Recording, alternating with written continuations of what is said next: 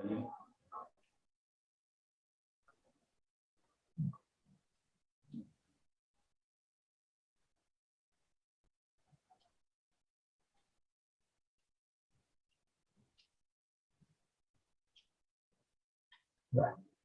baik. Bismillahirrahmanirrahim. Assalamualaikum warahmatullahi wabarakatuh. Waalaikumsalam. Waalaikumsalam warahmatullahi wabarakatuh. Bismillah, alhamdulillah, alhamdulillahirabbil alamin, wal aqibatu lil muttaqin, wala udwana illa 'alal zalimin. Asyhadu an la ilaha illallah wahdahu la syarikalah wa asyhadu anna Muhammadan abduhu wa rasuluhu la nabiyya ba'dah. Allahumma shalli wa sallim ala sayyidil mursalin Muhammadin wa ala alihi wa sahbihi ajma'in. Amma ba'd. Ayyuhal hadirun, ittaqullaha haqqa tuqatih wa la tamutunna illa wa antum muslimun. Wa qala Allahu ta'ala fil Qur'anil Karim, a'udzu billahi samil alim minasyaitonir rajim. Ya ayyuhalladzina amanu ittaqullaha haqqa tuqatih haqqa tuqatih wa la tamutunna illa wa antum muslimun. Jemaah yang Allah muliakan, alhamdulillah pada sore hari ini kita kembali bersua, walaupun ini agak terlambat, barusan mohon maaf agak susah masuk. Jemaah sekalian, pada kesempatan ini kita akan membahas tentang orang junub yang khawatir, ada kekhawatiran mungkin karena sakit atau apa, kemudian ada kekhawatiran ajalnya segera tiba, begitu. Padahal dia dalam keadaan junub, kemudian dia segera mensucikan junubnya itu dengan tayamum, gitu. Adapun dalam babnya, hadirin bisa dibuka, yaitu bab tentang idza khaufa. Nah, ini ada idza khaufa, itu bab tentang idza khaufa, apabila takut. Siapa yang takut? Ini idza khaufa al-junub, apabila seseorang yang junub takut ala nafsihi, tentang dirinya. Takut tentang apa? Al-marodo, takut tertimpa sakit, awil maut, atau mendekat maut, begitu ya. Atau khofa, dia takut al-atasa, kehausan. Kemudian dia tayammama, dia bertayamum, begitu. Jadi ini bab judul aslinya yang ada dalam kitab Al-Bukhari. Jadi bab tentang idza khofa al-junub, ketika seseorang yang junub itu takut ala nafsihi, takut dirinya, al-marad, takut dirinya tertimpa sakit, awil maut, atau dia khawatir ajalnya akan segera tiba, awil khofal atos, atau dia takut kehausan yang sangat, begitu. Kemudian tayamama, dia segera bertayamum untuk mensucikan dirinya. Jemaah yang Allah muliakan, jadi ini sebenarnya kitab ini ada pada kitab tayamum, begitu. Jadi jemaah yang ada yang memiliki kitabnya, silakan dibuka Kitabut Tayamum. Nah, Kitabut Tayamum yaitu jilid 1. Nah, ini sengaja diambil karena ada kaitannya dengan junub. Ada kaitannya dengan junub yang tengah kita bahas. Begitu, yang tengah kita bahas. Jamaah yang Allah muliakan, apabila jamaah itu tidak ada kitabnya, nah, supaya lebih efektif, jamaah bisa mendownload saja di Google. Di Google di-download kitab Sahih Bukhari PDF, begitu. Kitab Sahih Bukhari PDF. Insya Allah akan bisa di-download. Nah, jamaah bisa membukanya pada kitab Bukhari, babnya tentang ini. begitu, yaitu pada kitab tayamum, Nah, jamaah sekalian,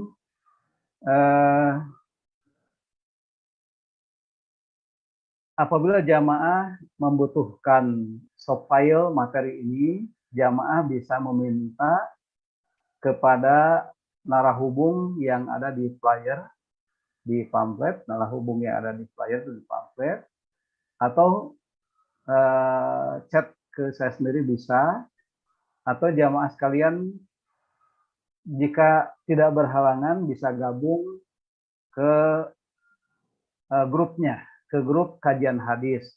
Insya Allah dengan meminta dimasukkan kepada narahubung yang tertera gitu.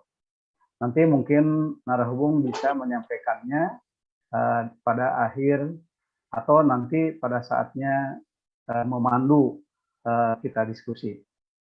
Baik jamaah sekalian, Bapak dan Ibu yang Allah muliakan, kemudian juga pada para karib kerabat dimanapun Anda berada, kemudian tentu saja adik-adik mahasiswa yang Bapak cintai, ya, kita masuk pada bahasan. Nah, hadis yang disampaikan dalam bab ini adalah sebagaimana tertera, yaitu fayuzkaru anna Umar bin As. Nah, ya, fayuzkaru anna Umar bin As, ya, disampaikan atau diceritakan bahwa Amr bin As maksudnya itu beliau itu ajnaba, junub, ya, mengalami junub fi lailatin baridatin, pada malam yang sangat dingin, begitu. Ya, diceritakan bahwa Amr bin As, salah seorang sahabat, itu ajnaba, junub fi lailatin baridatin, pada malam yang dingin, begitu. Fatayammama, kemudian dia bertayamum. Watala, nah, dia sengaja bersandar kepada ayat Al-Quran, surat An-Nisa ayat 29, jemaah sekalian. Jadi, mestinya kan kalau dia junub itu mandi, itu mandi wajib. Tetapi malam yang dingin itu tidak menyebabkan dia khawatir. Air yang sangat dingin itu menyebabkan dia khawatir tubuhnya nanti tidak kuat dan sakit, begitu. Dan sakit karena khawatir sakit, atau mungkin jadi dengan dinginnya air tadi menyebabkan juga kematian baginya, begitu ya. Maka dia kemudian mensucikan junubnya itu, hadas besarnya itu dengan tayamum. Dan dia bersandar kepada surat An-Nisa ayat 29. Nah, makanya dalam hadis itu dia katakan watala, dia kemudian membaca a'udzubillahi minasyaitonirrajim, wala taqtulu, dan janganlah kalian membunuh anfusakum, diri kalian sendiri. Innallaha, sesungguhnya Allah, kana bikum, kepada kalian rohima, maha penyayang. Gitu. Nah, ini sengaja beliau bacakan, jamaah sekalian, karena ingin jadi sandaran perbuatannya. Bahwa perbuatannya bertayamum itu disandarkan kepada ayat ini, yaitu surat An-Nisa ayat 29. Nah, tetapi rasa ragunya juga tetap menyelimuti dirinya, jamaah sekalian, menyelimuti dirinya, ya. Apakah perbuatannya itu sesuatu yang benar atau salah, begitu. Karena itu, fadzakaro, dia menyampaikan, ya, perbuatannya tadi. Fadzakaro, dia menyampaikan perbuatannya tadi lin Nabi, kepada Nabi sallallahu alaihi wasallam, begitu. Nah, ketika menyampaikan perbuatannya itu, maka falam, kata beliau, tidaklah yu'annifu, beliau mencela perbuatannya tadi. Nah, jadi dengan demikian jamaah sekalian, Nabi tidak mencela perbuatan itu, begitu. Nah, ini artinya jamaah sekalian bahwa kalau Nabi tidak mencela, itu artinya Nabi meridoi perbuatannya tadi, begitu. Nah, ini jamaah sekalian. Nah, kita masuk kepada penjelasan hadis. Kita masuk pada penjelasan hadis. Nah, ini ya. Jamaah sekalian, hadis ini juga dikeluarkan oleh Abu Dawud nomor 334 dalam kitabnya, kitab Sunan Abu Dawud. Dan kemudian dalam Ahmad jilid 4 nomor 203 dalam kitabnya Musnad Imam Ahmad, begitu. Nah, sengaja pada saat ini jamaah sekalian disampaikan penguatnya, yaitu dalam hadis Abu Dawud nomor 334 dan dalam hadis Ahmad jilid 4 nomor 203. Karena pasti jamaah ada yang bertanya-tanya, kenapa pada kesempatan ini hadis yang disampaikan kok tidak ada rawi dan sanadnya, begitu ya, tidak ada rawi dan sanadnya. Langsung dikatakan wa yuzkaru begitu ya, Anna Umar bin As. Anna Umar bin Al-As. Nah, tidak seperti biasanya ada rawi dan sanadnya. Apakah ini bagaimana persoalannya begitu jamaah sekaliannya? Nah, jamaah sekalian, memang di kitabnya begitu. Di kitabnya begitu, tidak ada rawi dan tidak ada sanad. Nah, kenapa begitu? Inilah persoalannya jamaah sekalian, bahwa ada sebagian pendapat para pengkritik hadis yang mengatakan bahwa ini buktinya katanya, bahwa dalam Sahih Bukhari itu ada juga hadis-hadis yang dhaif, jemaah sekalian, begitu. Ada juga hadis-hadis yang dhaif, katanya ini buktinya.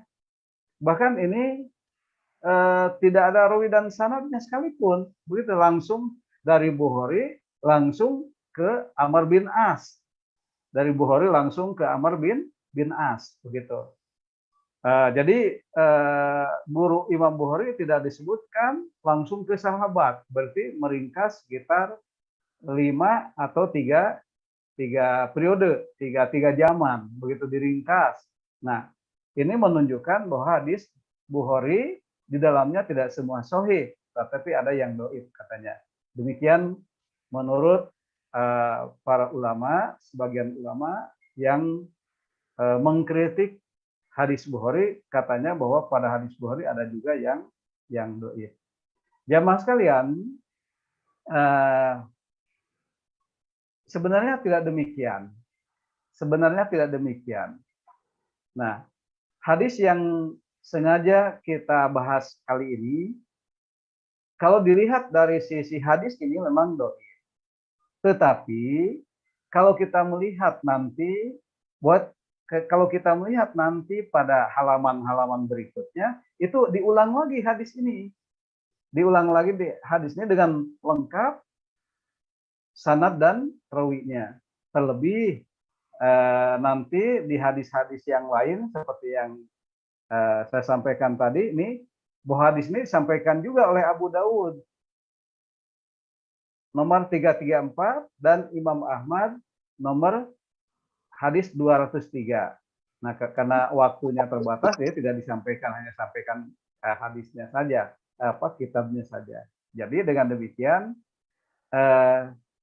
para ulama yang memahami seluk-beluk tentang Sahih Bukhari ini, itu menjawab kritikan sebagian ulama lain yang mengatakan bahwa hadis Bukhari ini ada yang dhaif, dengan menunjuk buktinya hadis ini, mengatakan bahwa tidak bermaksud demikian. Karena pola susunan Imam Bukhari yaitu dengan mengulang-ulangnya hadis di tempat lain, di halaman lain, dan kemudian ditambah dengan ada pada kitab-kitab yang lain hadis yang semisal lengkap dengan sanad dan rawinya, menyimpulkan bahwa Imam Bukhari dengan memangkas rawi dan sanad pada hadis ini, beliau hanya bertujuan untuk meringkas saja, begitu. Jadi tidak hendak menyatakan ini hadis dhaif, tapi dengan ingin meringkas saja, karena ini berkaitan dengan salah satu judul, menguatkan judul, begitu jamaah sekalian, ya. Nah, jadi sudahlah terjawab keraguan kita tentang bahwa di dalam Sahih Bukhari itu ada yang doir, sudah terjawab. Begitu ya jamaah sekalian, bahwa ini sudah ada sanad dan rawinya di halaman lain yang insya Allah akan kita bahas. Begitu. Dan juga ditemukan dalam hadis-hadis yang lain, begitu. Dalam kitab-kitab yang lain. Nah, jadi ini sudah kita bahas ya jamaah sekalian, jadi tidak ragu lagi akan kesahihan hadis-hadis Bukhari, begitu. Jamaah sekalian, yang nomor 2, kita masuk kepada nomor 2. Nah, judul bab ini, demikian juga hadis yang kita bahas ini, adalah berkaitan dengan orang junub yang dibolehkan tayamum. Jadi orang yang junub yang dibolehkan tayamum untuk mensucikan dirinya, jika orang junub itu terjadi pada 3 keadaan. Yang pertama, jamaah sekalian, yang pertama, jika orang junub itu khawatir tertimpa sakit, begitu. Jadi jika dia khawatir tertimpa sakit, dia boleh tayamum, begitu. Dia boleh tayamum. Yang kedua, jika dia itu khawatir meninggal, dikhawatir ajalnya segera tiba, ya, karena kekhawatiran ajalnya segera tiba, maka dia boleh tayamum untuk mensucikan dirinya, gitu kan? Nah, jadi tentu saja orang yang nanti ini juga karena kita manusia ya hanya memiliki kekhawatiran saja, bukan mengetahui ajal tiba ya, begitu. Nah, yang ketiga, jika ia khawatir kehausan sementara air yang dimilikinya itu tidak cukup untuk mandi, begitu ya. Kalau kemudian air yang dibawanya, air yang dimilikinya hanya cukup untuk minum, jadi kalau dipakai mandi itu nanti khawatir kehausannya tidak terpenuhi, tidak tertutupi rasa hausnya, maka dia boleh bertayamum. Nah ini, jadi jamaah sekalian, judul yang dibawakan oleh Imam Bukhari itu menyangkut 3 keadaan ini bagi orang yang junub tadi, gitu ya. Nah jamaah sekalian, sekarang ada pertanyaan begini.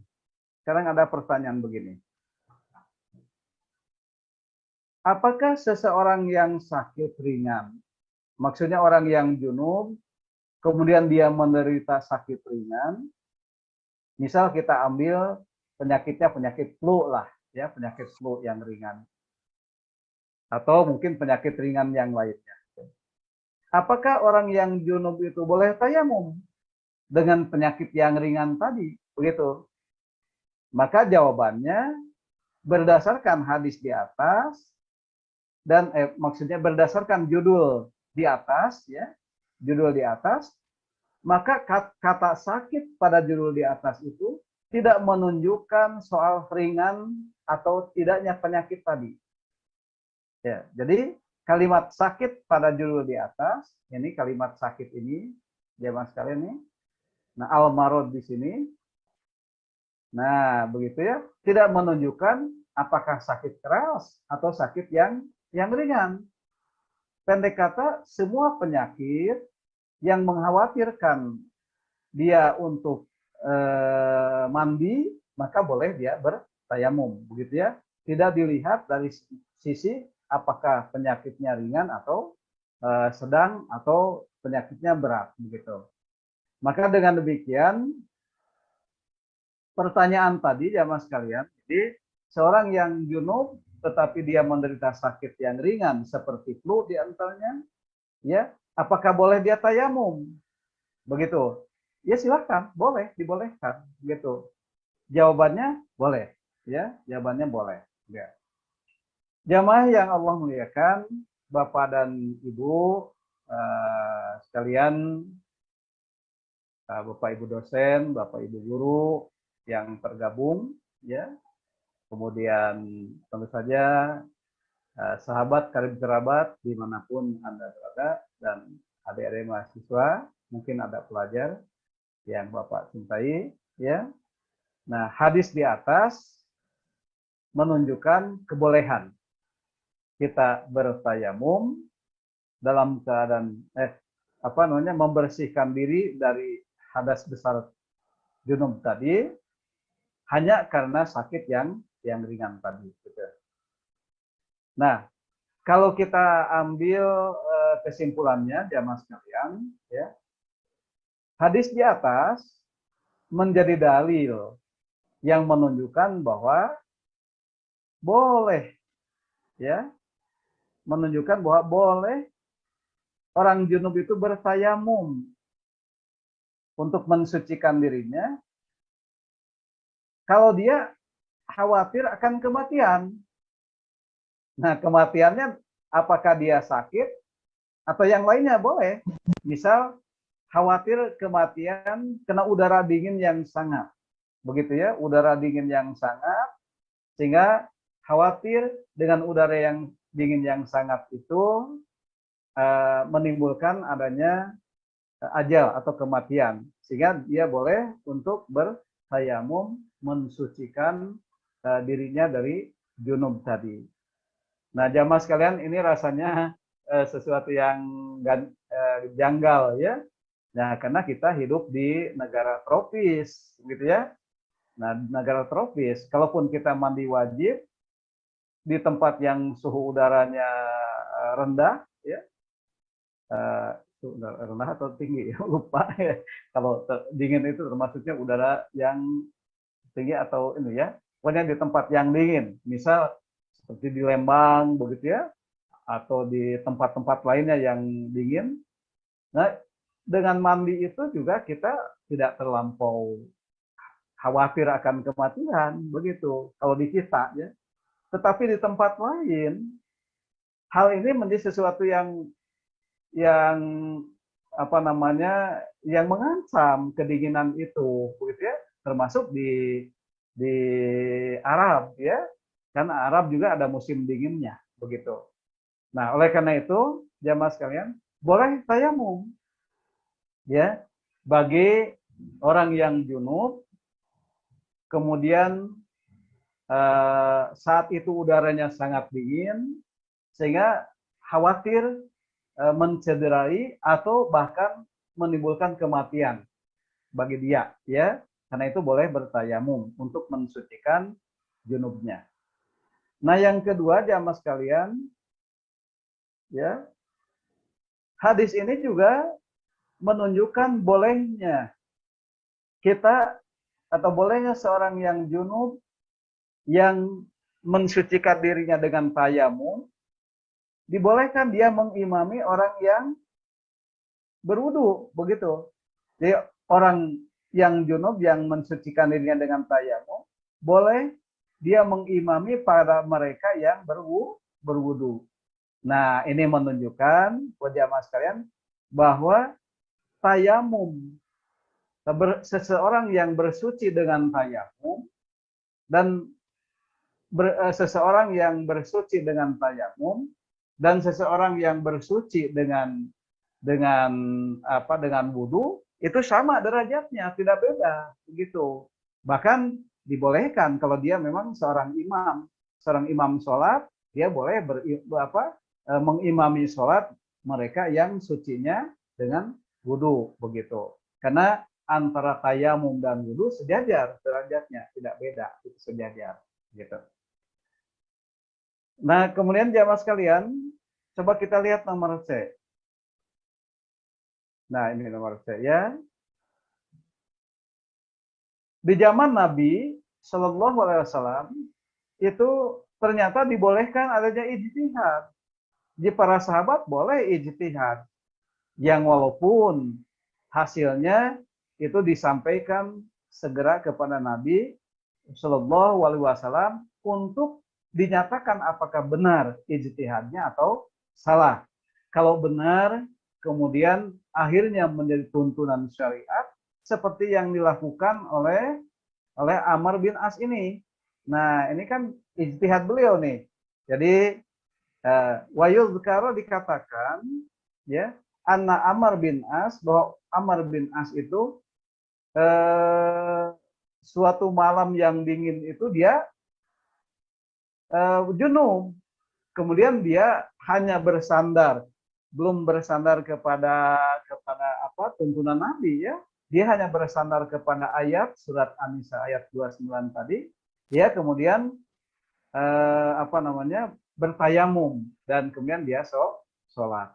Padahal sandarannya hanya ayat ini. Ya tafsiran beliau begitu. Gitu ya. Kata dalam hati beliau, nah ini ada ayat surat An-Nisa 29 ini. Ya, dia memahami wala taqtulu anfusakum innallaha kana bikum rahima. Begitu ya. Dan janganlah kamu membunuh dirimu sendiri. Sesungguhnya Allah adalah Maha Penyayang. Ya, ini surat An-Nisa 29. Nah, dan pendek kata dia berijtihad tuh, berijtihad ya. Nah, dengan ijtihadnya itu dia kemudian segera menyampaikan perbuatannya itu kepada Nabi Shallallahu Alaihi Wasallam dan Nabi tidak mencelaknya. Nah, artinya jamaah sekalian, di zaman Nabi itu, ya di zaman Nabi itu, nah di zaman Nabi itu para sahabat dibolehkan ijtihad, kemudian Nabi membenarkan atau menyalahkan, begitu ya nanti. Nah, kasus ini Nabi membenarkan dengan beliau tidak mencelaknya. Dan akhirnya apa yang Nabi menetapkan tidak mencela perbuatan sahabat tadi, itu akhirnya menjadi tuntunan syar'i bahwa boleh seseorang itu karena kekhawatiran sesuatu yang mengancam dirinya, entah kematian, entah sakit begitu, akhirnya dia memilih untuk tayamum untuk mensucikan dirinya dari junub tadi. Nah, jamaah yang Allah muliakan, Bapak dan Ibu sekalian, kemudian juga ini kita sapa lagi sahabat karib kerabat dimanapun Anda berada, kemudian adik-adik mahasiswa atau pelajar yang Bapak cintai ya. Nah, pertanyaan yang kedua sekarang. Kita masuk kepada pertanyaan yang kedua. Nah, jadi pertanyaan pertama, boleh ya, orang yang sakit ringan itu bertayamum mensucikan diri dari hadas besar. Begitu. Nah, kemudian pertanyaan berikutnya, sekarang permasalahannya apabila air itu sudah ada. Nah, tadi kan persoalannya airnya itu sudah ada, begitu. Atau kita kembangkan pertanyaan ini apabila kondisinya sudah normal, begitu. Jadi tadi kan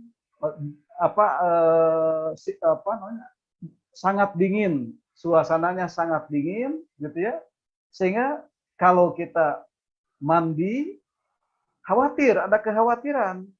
Nah, begitu kan? Atau dia tidak punya air. Jikalau air itu dipakai untuk mandi, nah untuk kepentingan-kepentingan yang lebih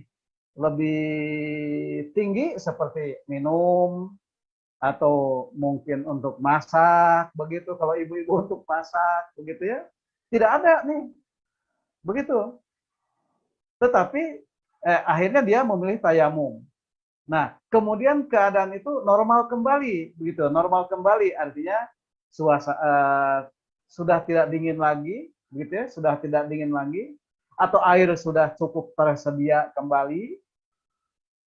Bagaimana kalau hal itu terjadi kepada orang yang bertayamum tadi? Apakah dia harus mengulang semua itu dan dia mandi, begitu ya?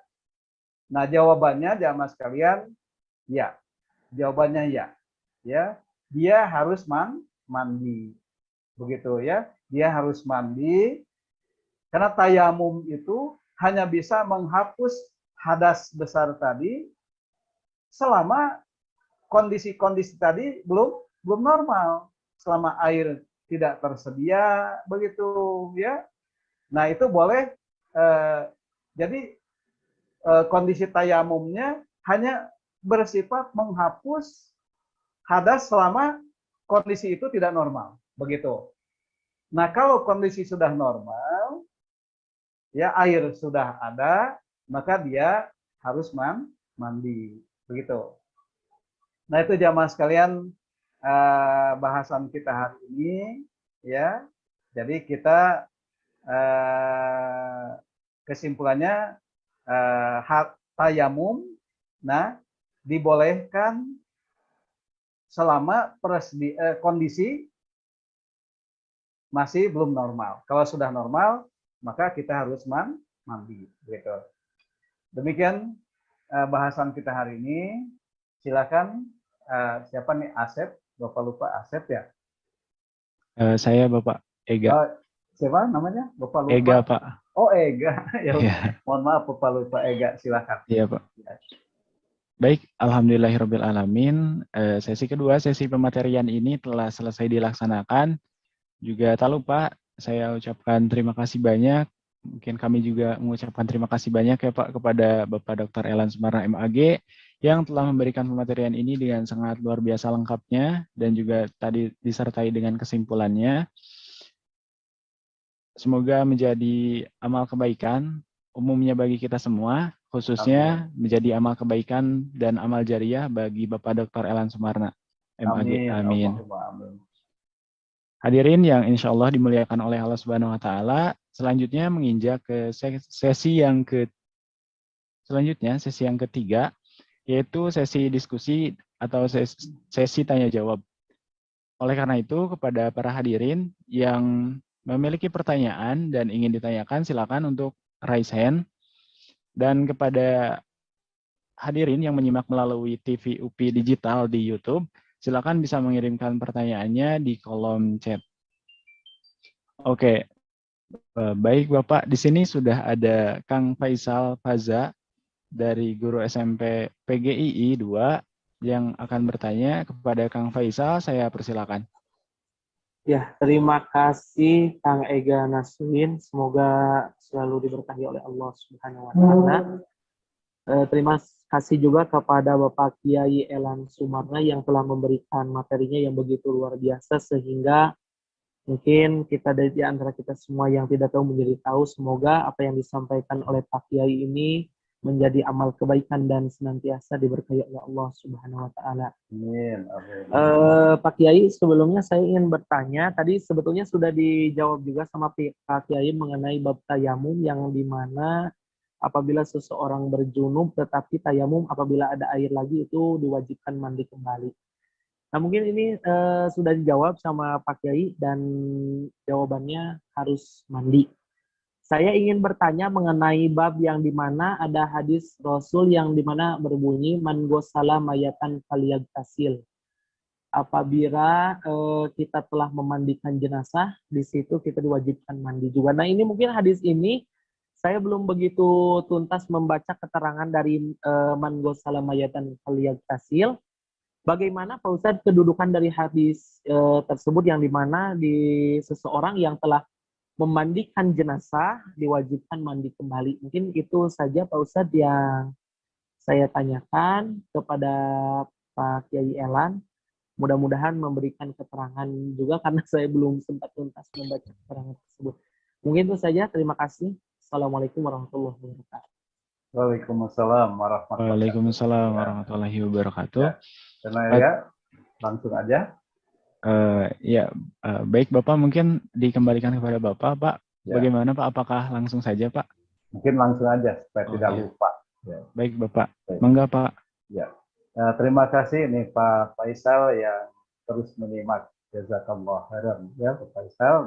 Temannya Bu Tati ya, kalau tak salah ya. Iya, alhamdulillah. Ya.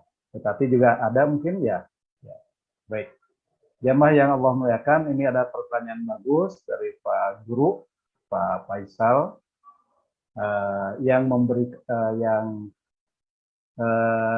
memanjangkan pembahasan kita tentang hadis yang menyatakan bahwa adakah kewajiban mandi wajib setelah kita memandikan mayat? Nah, hadisnya memang ada, namun kalau dibahas nanti menghabiskan waktu, dan insya Allah ada bahasan pada sesi tertentu, nanti insya Allah akan kita bahas secara detail pada saatnya. Nah, oleh karena itu, jamaah sekalian, jadi para ulama sepakat mensunahkan. Para ulama mensunahkan, ya. Jadi hukumnya sunnah, mandub, kalau bahasa fikihnya mandub atau sunnah bagi kita yang memandikan jenazah atau kita yang pergi ke makam untuk apa istilahnya mengantar mayat ke makam, begitu. Mengantar mayat ke makam, atau kita yang bukan kita yang memandikan mayat itu untuk mandi junub, mandi wajib, begitu. Itu disunahkan. Nah, itu Pak Faisal, alhamdulillah, ya. Jadi memang supaya apa? Supaya segar kembali. Karena memang ketika kita memandikan jenazah, ketika kita mengantar mayat ke makam, begitu, itu ada kondisi-kondisi tertentu yang dengan mandi wajib itu kita menjadi segar kembali. Begitu. Makanya disunahkan, ya. Tetapi tidak sampai kepada wajib, gitu. Insya Allah hadisnya akan secara detail kita bahas pada bab yang lain. Nah, kebetulan pada bab tentang mandi wajib itu tidak ditemukan hadis soal itu, tetapi akan ditemukan pada bahasan yang lain. Nah, jamaah sekalian, untuk diketahui bahasan tentang mandi wajib itu sudah selesai sebenarnya, begitu, sudah selesai. Kita bahas, kita akan masuk minggu depan pada bahasan tentang haid, ya, bahasan tentang haid.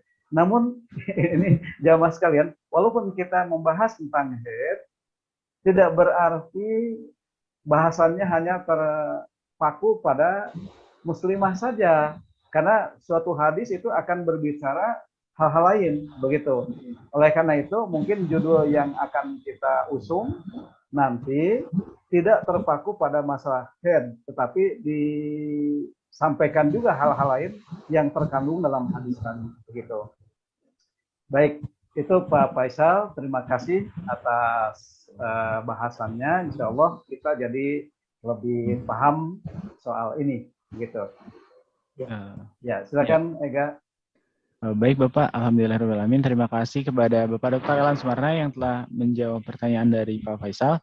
Selanjutnya mungkin dikembalikan terlebih dahulu kepada Pak Faisal Faza. Apakah sudah terjawab Bapak? Apakah atau seperti apa? Ya, terima kasih Pak Kiai. Jawabannya sudah terjawab ya. Mungkin kadang saya suka bingung karena maaf sekali saya bukan ria, karena saya sering memandikan jenazah. Kan di saat memandikan jenazah itu kan mengkafani lalu menyolatkan. Nah, saya kadang suka riskan apabila hendak menyolatkan, kan itu harus dalam keadaan suci. Saya gitu pernah mendengar hadis ini, man ghassala mayatan falyagtasil, apabila sudah memandikan jenazah harus mandi. Saya agak riskan, sedangkan di situ kan harus mandi katanya gitu. Nah, alhamdulillah juga disunahkan Pak Guru, ya Pak Faisal. Ya. Kalau sudah mendapatkan jawaban dari Pak Kiai mengenai tentang memandikan jenazah dan harus mandi juga, dan jawabannya disunahkan, ya alhamdulillah gitu. Jadi kalau kata bahasa Sundanya sudah regreg gitu kalau apabila ada tindakan-tindakan lagi. Mungkin terima kasih Pak Kiai sudah. Ya, Pak Guru, ya. Mungkin ada Pak Guru yang lain yang bersama Pak Faisal di sana? Ada, mungkin lagi keluar Pak. Oh iya, alhamdulillah.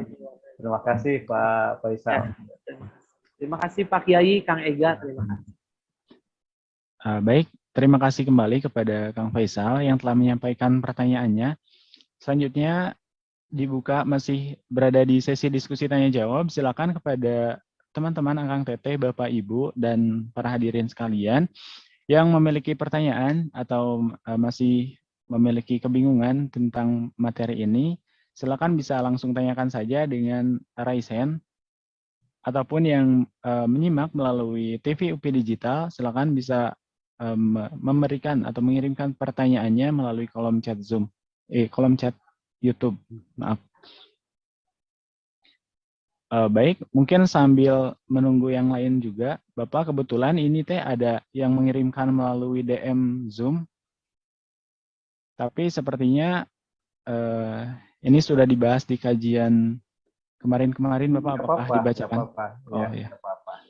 baik Bapak. Ini identitasnya tidak ingin disebutkan, Pak.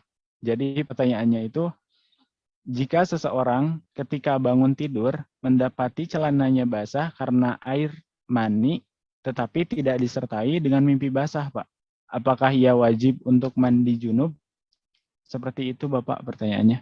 Ya, baik. Ini pertanyaan yang bagus sekali. Ya, maaf sekalian. Jadi bertanya itu berpahala. Jangan melihat pada sisi oh ini pertanyaan ini terasa biasa-biasa atau bahkan pertanyaan ini kok mengulang materi yang sudah kita bahas. Nah, jamaah sekalian, justru yang namanya ilmu itu harus diulang-ulang. Begitu. Ilmu itu harus diulang-ulang. Karena itu sangat bagus. Pertanyaan itu mengulang dari apa yang sudah kita bahas. Begitu. Jadi sangat bagus dan tentu sangat berpahala. Gitu. Jadi tidak usah merasa ragu atau merasa sungkan gara-gara persoalannya dirasa kurang perasaannya tidak bermutu begitu. Padahal semua pertanyaan itu sangat bermutu dan berpahala karena memang memantik menjebatani atau memfasilitasi semua kita untuk mengulang kembali atau untuk menambah wawasan kembali apa yang kita sebelumnya kurang paham begitu. Nah, jamaah sekalian, ini ada pengulangan materi, alhamdulillah ya, dari saudara kita yang bertanya tadi soal, jadi lupa nih Kang Ega, lupa. Intinya apa tuh? Iya baik Bapak. Jadi intinya tuh apabila kita bangun tidur ya Pak, mendapati celana kita itu basah karena ya, air baik. mani itu.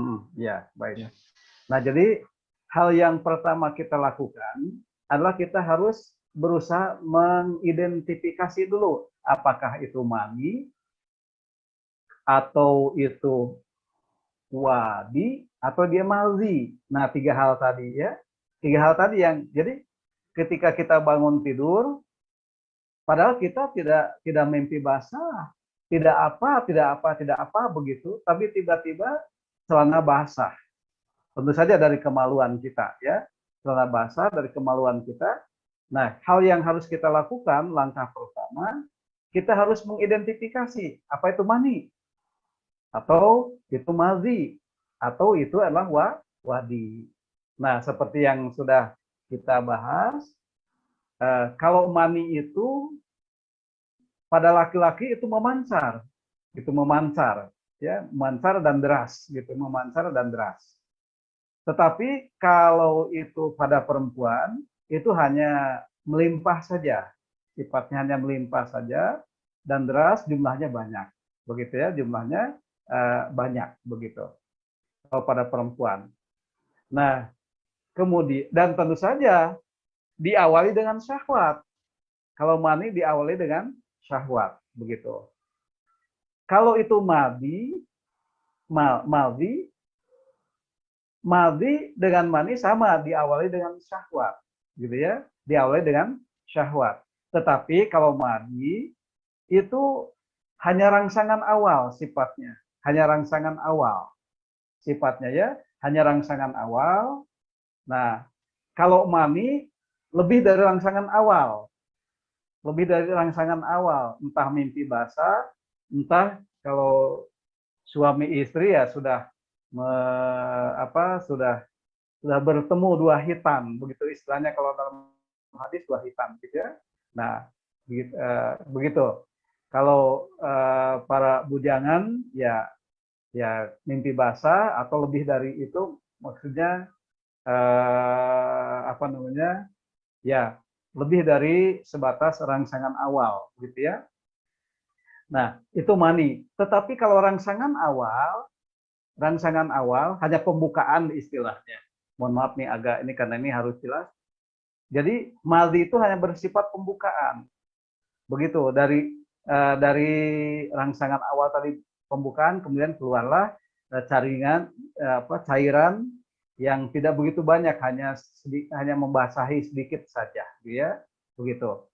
Nah, jadi dua hal tadi jamaah sekalian, baik mani ataupun madhi itu terkait dengan syahwat, begitu. Nah, tetapi kalau wadi itu karena situasi dan kondisi. Jadi karena dia terlalu lelah, karena dia kecapean, karena dia situasi yang dingin, begitu itu wadi, begitu. Ya, sama semuanya basah, semuanya basah. Tetapi yang mani lebih banyak basahnya. Kalau wadi dan mani itu hanya terasa membasahi sekitar kemaluan kita saja, begitu. Nah, jadi harus diidentifikasi dulu. Nah, itu yang jadi persoalan. Nah, jadi kalau kemudian dia tidak mimpi basah, gitu ya, tidak ada rangsangan syahwat sebelumnya, tidak nonton itu, tidak nonton ini, begitu ya. Nah, sebelum tidur dia tidak nonton apa-apa. Jadi memorinya tidak terkait dengan syahwat, begitu. Memorinya tidak terkait dengan syahwat. Dia tertidur, tiba-tiba basah, mendapati kemaluannya basah, itu lebih ke arah wadi, gitu ya. Nah, karena itu tinggal diciprat saja kainnya dan dia wudhu saja, tidak usah mandi, begitu. Itu Kang Ega, dia. Alhamdulillahirrahmanirrahim. Baik Bapak, terima kasih banyak Pak Dr. Elan Sumarna yang telah menjelaskan terkait dengan materi ini. Dan kata pematerinya, Alhamdulillah sudah terjawab Bapak. Terima kasih banyak Pak Kiai. Ya, baik, Alhamdulillahirrahmanirrahim. Selanjutnya, dikarenakan pukul 16.58 Bapak, 2 menit lagi menuju pukul 17. Apakah dibuka sesi berikutnya Pak? Silakan kalau ada. Ya. Ya, baik kepada rekan-rekan para hadirin, Akang Teteh, Ibu Bapak, dan teman-teman semuanya, silakan apabila ada yang memiliki pertanyaan atau masih ada kebingungan terkait dengan pematerian yang tadi telah disampaikan ataupun kebingungan yang lainnya, mungkin ya bisa disampaikan atau melalui raise hand, silakan mengajukan pertanyaannya. Ya, sambil nunggu mungkin Kang Ega, Ya, barangkali ini karena sudah diulang-ulang, alhamdulillah ya, semoga menjadi semakin baik pemahaman kita. Terlebih ya Mas kalian secara formal sore ini kita sudah menuntaskan bab tentang mandi wajib, begitu. Insya Allah minggu depan kita masuk pada masalah haid. Namun seperti yang sudah sampaikan, kalaupun kita berbicara khusus tentang muslimah, masalah haid, satu hadis itu juga berbicara hal-hal lainnya, begitu. Nah, oleh karena itu, atau bahkan mungkin supaya tidak terlampau, karena ini harus dilewati, karena bab ini harus dilewati, bab tentang haid ini harus dilewati, ya. Boleh jadi nanti supaya tidak membosankan, kita akan ngambil beberapa hadis di kitab lain, maksudnya di bab lain untuk menyela bahasan kita, begitu. Seperti hal yang serupa hari ini, gitu ya. Atau mungkin juga jamaah juga bisa untuk menyampaikan bahasan-bahasannya dalam bentuk pertanyaan, bab-bab baik yang terkait ataupun tidak terkait juga, kita tidak kaku. Kita akan membahas semua hal, karena apabila disimpan mungkin bisa jadi lupa, Karena itu dalam percaturan ke depan, bahasan itu bisa kita kembangkan lebih jauh, sejauh yang kita bisa, begitu. Nah, itu walaupun memang patokan-patokannya berupa bab-bab ini tetap kita lalui, begitu. Nah, jadi jamaah sekalian, pada kesempatan ini kita telah membahas tentang orang junub yang sakit, atau tertimpa sakit, atau kekhawatiran ajalnya tiba, begitu, atau air yang tersedia hanya cukup untuk minum, untuk masak, begitu. Nah, ini kan batasan-batasan yang minimal ya. Saya kira di kita ini, kalau di Arab hal ini betul terjadi. Kalau di Arab, di tempat yang airnya terbatas. Namun demikian di Arab hari ini juga air sudah sangat melimpah, tidak seperti pada zaman Rasulullah SAW. Di zaman Rasulullah air memang sangat terbatas gitu, sangat terbatas. Tetapi subhanallah, Rasul memperlakukan air itu cukup bisa melakukan berbagai hal, ya, tidak cukup bisa melakukan berbagai hal seperti yang kita lakukan hari ini di tempat yang air itu memenuhi, begitu. Ya, itu ya. Itu yang kita sangat kagum terhadap diri Rasulullah SAW. Dengan air yang terbatas bisa maksimal melakukan ibadah, baik pada sisi toharohnya ataupun pada sisi keperluan yang lainnya, begitu. Nah, apalah kita hari ini dengan air yang melimpah, begitu, maka jangan sampai ibadah kita pun juga tidak seperti Rasulullah, ya, terlebih pada bulan Ramadan yang sangat mulia ini, ya. Karena di bulan Ramadan ini jamaah sekalian, sungguh kita difasilitasi oleh Allah untuk melakukan ibadah-ibadah semaksimal yang kita bisa. Demikian Kang Ega, karena waktunya sudah ya, dan mungkin karena tidak ada pertanyaan, kita cukupkan sekian. Tetapi seandainya ada, setelah kita tutup nanti ada jamaah terbetik ada pertanyaan-pertanyaan, ya bisa disampaikan di pertemuan berikutnya. Tinggal dicatat, insya Allah kita akan bahas pada pertemuan berikutnya. Silakan Kang Ega. Ya, baik Bapak. Dikarenakan sepertinya sudah tidak ada yang ingin ditanyakan lagi dan dilihat dari kolom chat YouTube juga tidak ada pertanyaan ya Pak. Dan juga dilihat dari waktu juga sudah menunjukkan pukul 17.03. Mungkin sesi ketiga ini kita tutup saja dan dilanjutkan ke sesi berikutnya, yaitu sesi doa bersama Pak. Kepada Bapak Dr. Elan Sumarna MAG, dipersilakan Pak untuk memimpin doa pada sore hari ini. Ya, baik. Terima kasih Kang Ega. Jamaah yang Allah muliakan, mohon maaf tadi agak terkendala masuk, jadi ada sedikit kendala sehingga agak sulit masuk tadi, sehingga terlambat. Baik, kita akhiri pertemuan hari ini jamaah sekalian dengan doa. Allahumma sholli wa sallim ala sayyidil mursalin Muhammadin wa ala alihi wa sahbihi ajma'in. Allahumma gfir lil muslimina wal muslimat, lil mu'minina wal mu'minat, al ahya minhum wal amwat, birahmatika ya mujibud da'wat. Rabbana, Allahumma Rabbana, zalamna anfusana, wa illam taghfir lana, wa tarhamna, lanakunanna minal khasirin. Rabbana, la tuzigh qulubana, ba'da idh hadaitana wa hab lana min ladunka rahmah innaka antal wahhab. Allahumma rabbana zidna ilman wasi'an warzuqna fahman wasi'an ya arhamar rahimin. Subhana rabbika rabbil izzati amma yasifun wa salamun alal mursalin walhamdulillahi rabbil alamin.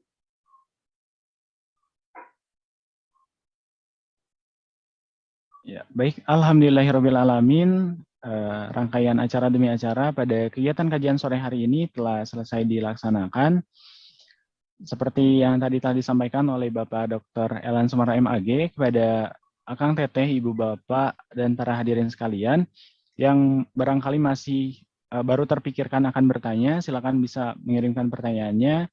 Dan kepada Akang Teteh yang ingin bergabung ke grup WhatsApp, grup kajian, silakan bisa menghubungi nomor yang tertera di pamflet. Seperti itu. Adapun di sini saya ucapkan terima kasih yang sebesar-besarnya. Yang pertama kepada Bapak Dr. Ellen Sumarna MAG dan juga kepada seluruh hadirin yang telah berkenan hadir pada kesempatan kajian sore hari ini. Juga saya memohon maaf yang sebesar-besarnya atas segala kekhilafan dan kekeliruan selama saya memimpin acara kajian hadis Sahih Bukhari pada sore hari ini. Baiklah, kita tutup saja acara ini dengan ucapan hamdalah bersama-sama. Alhamdulillahirabbil alamin. Terima kasih, saya pamit undur diri. Wassalamualaikum warahmatullahi wabarakatuh.